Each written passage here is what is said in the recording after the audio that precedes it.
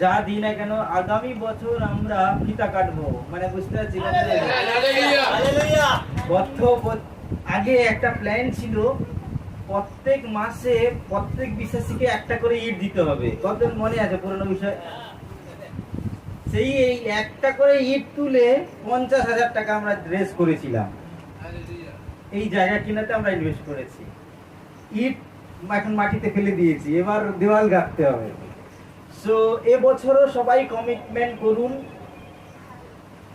মাসে আমরা বিশেষ একটা অফারিং নেব বিল্ডিং এর জন্য, তারপরে প্রার্থনা করব। আমি যেটা দিচ্ছি সেটা হয়তো কত ইট হবে জানি না, কিন্তু ঈশ্বর যেন যোগায়। আমি সবসময় এখনো পর্যন্ত কোনো মানুষকে বিশ্বাস করি না, আমরা সবাইকে বিশ্বাস করি।